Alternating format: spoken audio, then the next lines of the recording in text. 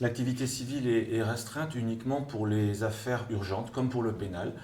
Pour le pénal, donc, je vous ai indiqué des comparutions immédiates, des audiences de comparution immédiate qui sont maintenues, ainsi que toutes les audiences ou rendez-vous judiciaires qui sont liés au traitement des libertés fondamentales, et essentiellement le contentieux de la liberté, le juge des libertés de la détention, pour le civil, les hospitalisations sous contrainte, leur contrôle doit continuer, ainsi bien sûr que le contrôle de toutes les détentions provisoires qui peuvent être ordonnées dans le cadre notamment d'une instruction. Voilà.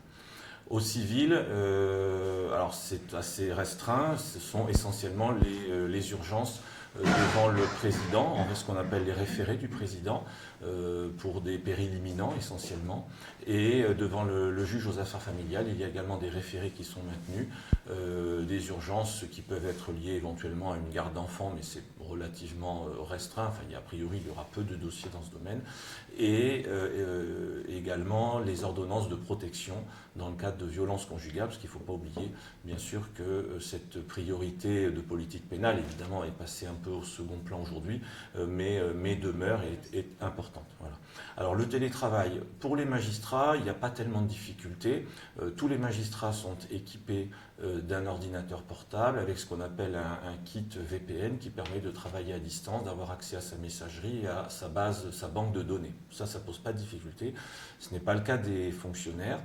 La raison essentielle, c'est qu'on ne peut pas donner un accès trop large à des données qui sont personnelles, qui sont très confidentielles, pour lesquelles il faut avoir beaucoup de sécurité.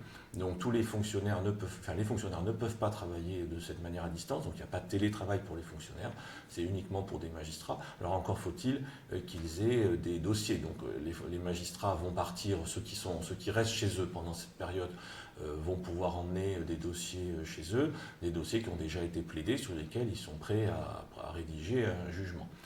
Après, si ça doit durer trop longtemps, il n'y a plus d'audience civile ordinaire, en dehors de celle qu'on a indiquée.